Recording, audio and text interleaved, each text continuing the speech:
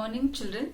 Today here I am with the second chapter, chapter 2 for class 9. Okay, and in this class we'll study about is matter around us pure. The name of the chapter is matter around us pure. This is lecture 1. Fine. So in this chapter we'll study about pure and the impure substances. So come, let us start with pure substances. Pure substances. What are pure substances? Pure substances are made up of only one kind of particles. As you can see, pure substances are made up of only one type of particles. Okay. For example, hydrogen. In hydrogen, all the particles are made up of hydrogen atoms. Similarly, oxygen, iron, sulfur, water, silver, carbon dioxide, etc. These are the examples of pure substances. Now all these are made up of only one type of particles. Fine. Now pure substances can further be classified as elements and compounds. Okay. So what are elements? Elements are made up of only one kind of atoms. They are made up of only one kind of atoms. For example, iron. In iron, say rod, all the atoms are made up of iron. Similarly, silver, oxygen, hydrogen, carbon, etc. These are all elements. They are made up of one type of atoms. Remember that. The second category is compounds. Now, what are compounds? Compounds are made up of more than one type of atoms. Okay, compounds are made up of more than one type of atoms which combine chemically. Can we just join them and make a compound? No, they have to combine chemically. For example, as you can see, water is a compound. It is made up of two different type of atoms, hydrogen and oxygen. Similarly, carbon dioxide is a compound that you are all aware of. It is made up of carbon and oxygen. Similarly, sodium chloride is also known as common salt that you are aware of. It is made up of sodium and chlorine. So, two different type of atoms. Now, let us study about some characteristics of pure substances. What are the characteristics of pure substances? First characteristic is that they are homogeneous in nature. Homogeneous means they have a uniform, they are uniform in nature and they have a fixed composition. That means they look same everywhere. Wherever you look at the sample of hydrogen gas, it has the same look, okay, and same composition. The second characteristic is similar properties.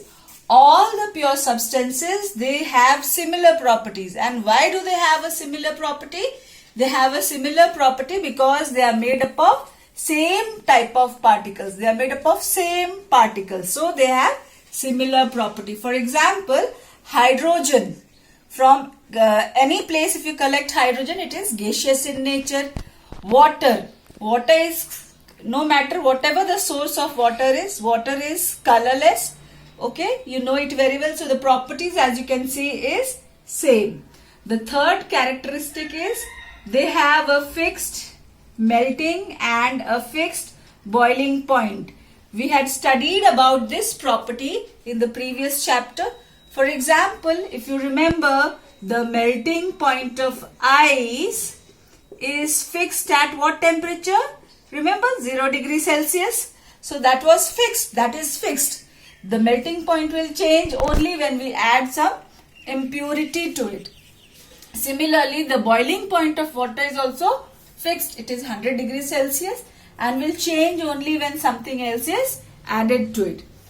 The last characteristic is that in a compound as you know, this is also a type of pure substance. In a compound, the atoms which make up the compound cannot be separated by a physical means, or by physical means we mean we cannot just separate them out by any of the physical reactions. Instead, in order to separate the components, we have to carry out a chemical reaction. For example, for water, if we have to separate the constituents of water and I have to get back hydrogen and oxygen, what do I need to do? I have to pass electric sparks through it, and this electric sparks brings about a chemical reaction. We cannot separate them as such. Okay, now we'll study about impure substances. Impure substances. So let us study what are impure substances. Impure substances are the ones which contain two or more substances which are mixed. That means they are physically mixed with each other in no fixed ratio. Okay, and when they are physically mixed with each other in no fixed ratio, they form a substance called mixtures. Okay, they are forming a substance called mixtures. So let us define what is a mixture. Mixture contains two or more substances in any ratio. That means the ratio is not fixed. Example, milk. Milk, as you know, when the milkman brings milk to a house, what does he mix in it? It is a mixture of milk and water. And is there any fixed ratio? No. It depends on the will and the wish of the milkman. Similarly, lemonade. Lemonade is a mixture of lemon juice, salt, sugar and water, and there is no fixed proportion for it. Depending on your taste and your choice, we can make a lemonade. Similarly, air. Air is a mixture of gases, the moisture and the dust particles also are present in that, and there is no fixed ratio for the moisture and the dust particles which is present. Okay. Alloys. Now what are alloys? Alloys are the mixture of metals, and you have studied about some of the alloys. For example, brass. Brass is an alloy of copper and zinc. Okay, copper and zinc, correct. Bronze. Bronze is an alloy of what? Copper and tin. So you are aware of some of the alloys. Now coming back to classification of mixtures. Mixtures can be of two types, homogeneous and heterogeneous. Now let us study what does homogeneous mixture mean. A homogeneous mixture is the one which has a uniform composition. That means it looks similar at all places. Okay, and only then we say it has a uniform composition. For example, milk, lemonade, brass.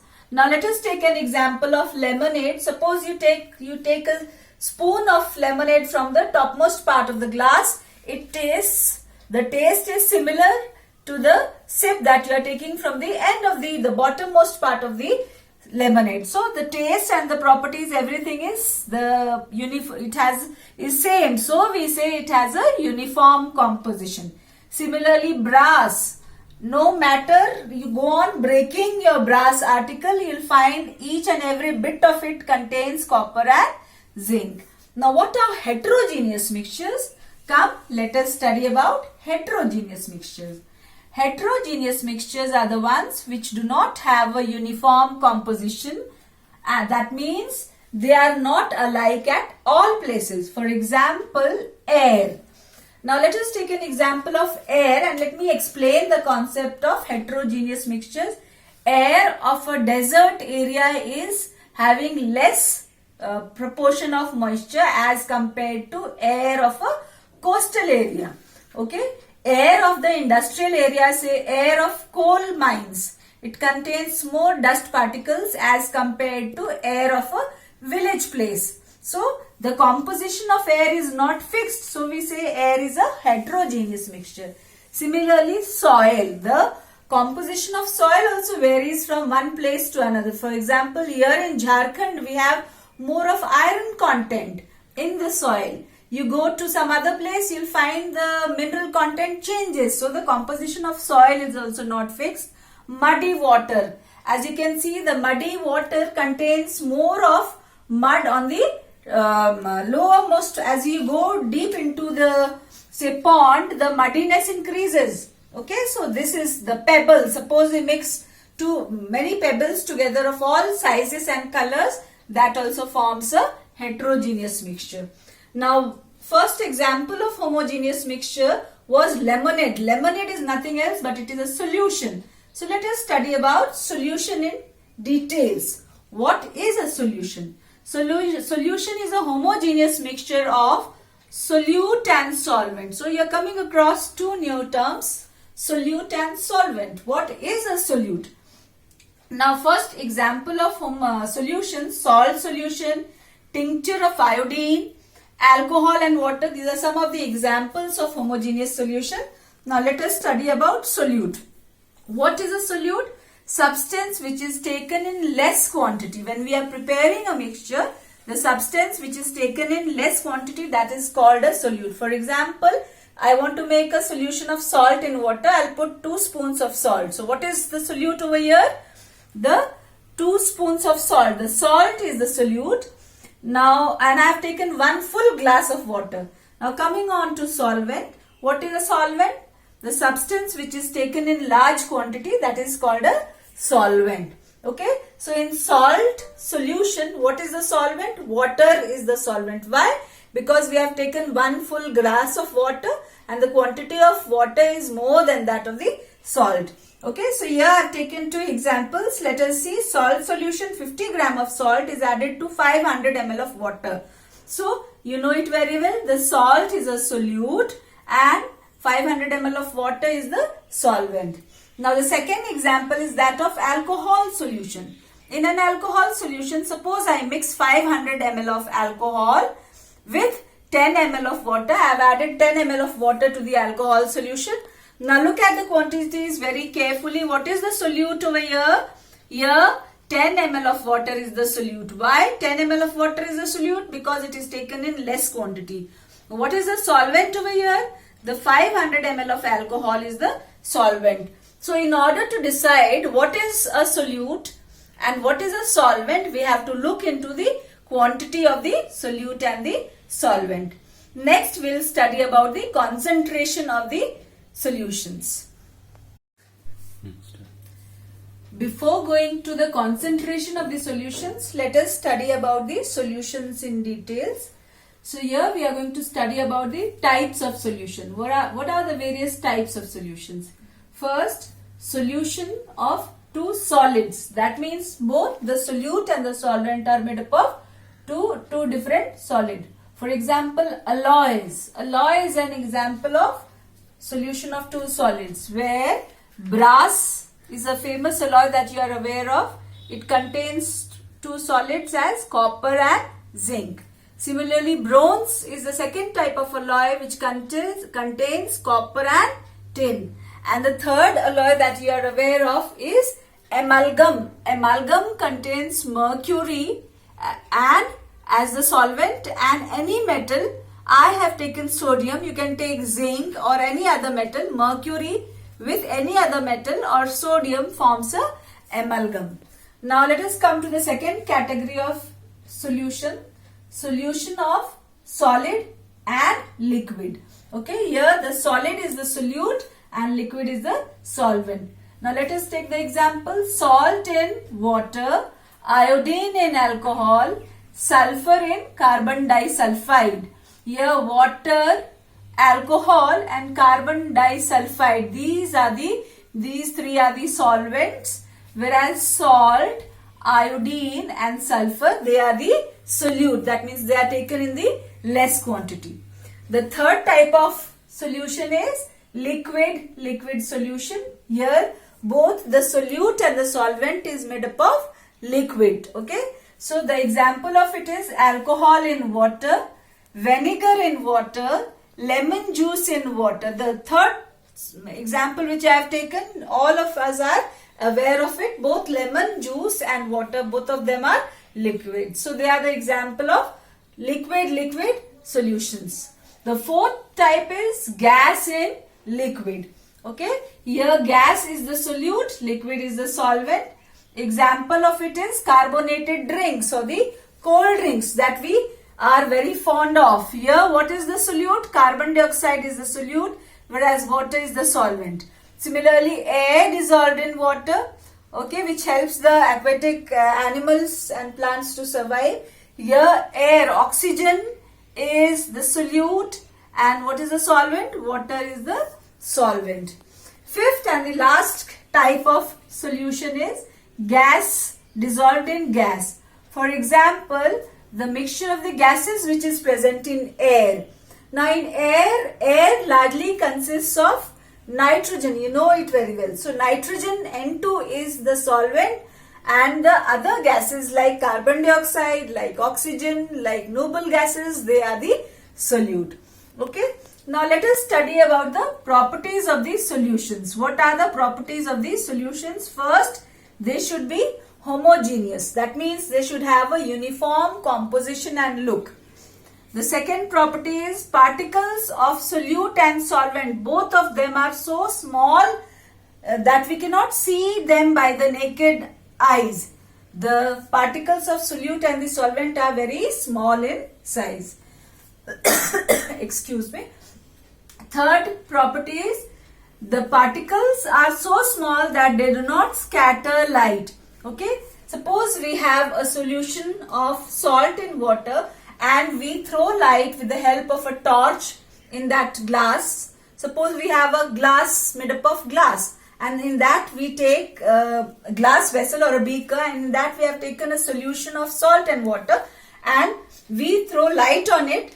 What will happen? We will see that the light is not getting scattered. Okay. And how do we know that light is getting scattered or not? That we can identify by looking at the path of the light. If the path of the light is visible, that means light is being scattered. Now it is seen that the solutions do not scatter light. Why don't they scatter light? Because the particles of solution are very, very small in size. Okay. And this scattering of light is known as Tyndall effect. So I've written over here, no Tyndall effect is seen in solutions. Why is it not seen? It is not seen because the size of the solution is very less as compared to size of the light or the wavelength of the light. Okay, now I'll give you an example of Tyndall effect. Most of you have gone to picture halls or the cinema halls. There you can see the path of light.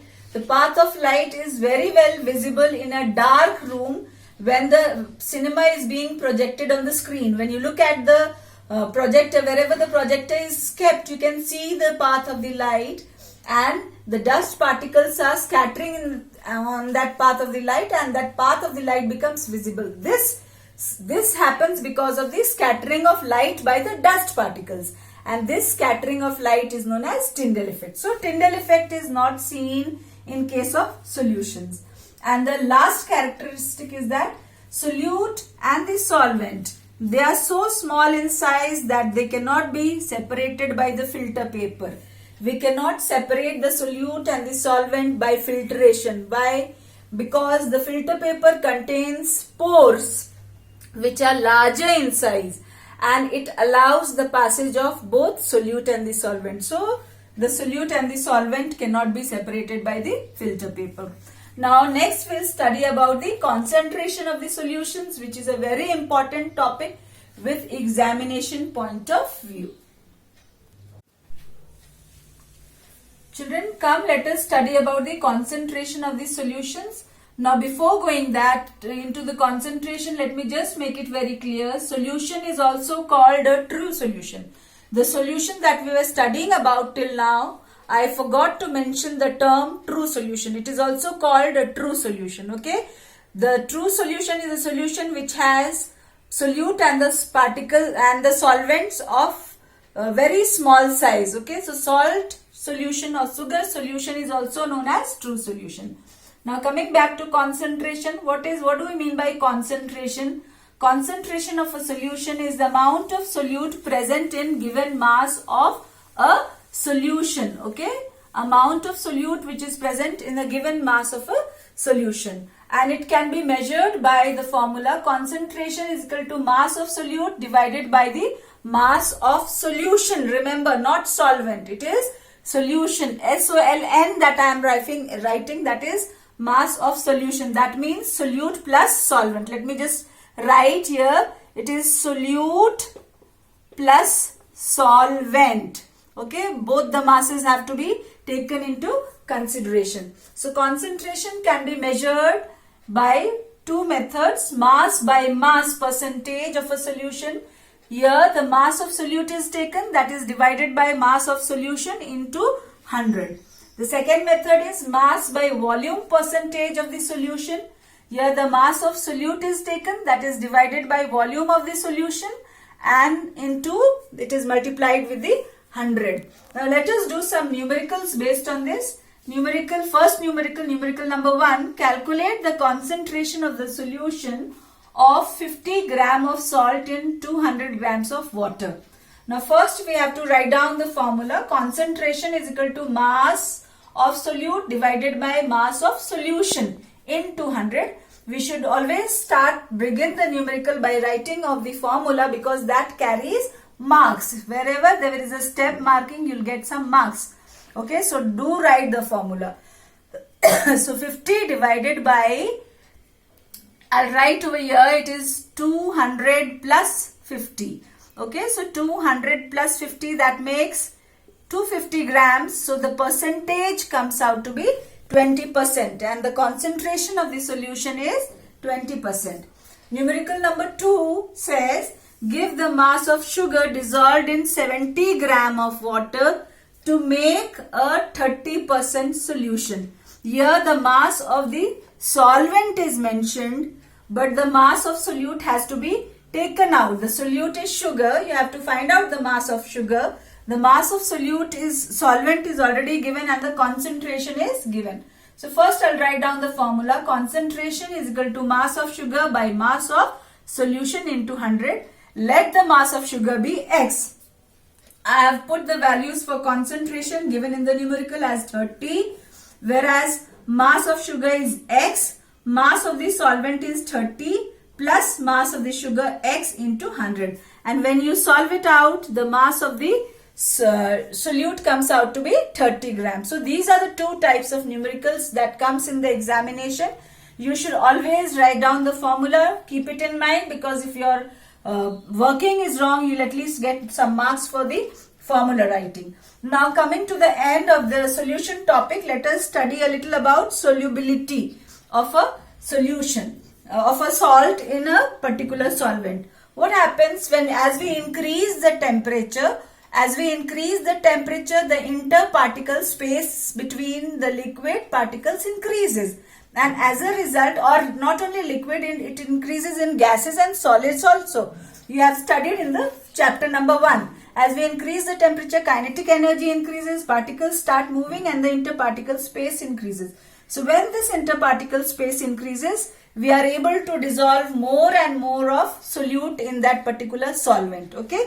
Now as we go on dissolving more and more of solute, there comes a time when the solution is not able to dissolve any more solute into it, and such a solution which does not allow any more solute to get dissolved into it, that is known as saturated solution. So this is a new term. What is a saturated solution? Saturated solution is the one where no salt can be added at a particular temperature. Remember, the temperature has to be kept constant. So if I want to make a saturated solution unsaturated, or if I want to add more of salt or sugar in a saturated solution, what do I do? What do I have to do? I have to increase the temperature. When we are increasing the temperature, what will happen? As I had explained earlier, the interparticle space will increase, and we are able to dissolve more and more of solute. So to convert a saturated solution into an unsaturated solution, we should always heat the solution. Okay. So with this we have ended. I am coming to the end of the lecture 1. Here we have carried, I have tried to explain you all the topics like pure substances, mixtures, and part of mixture I have covered up true solutions. Okay. Thank you children. Till then, keep studying, keep healthy, and keep enjoying. Okay. Bye-bye.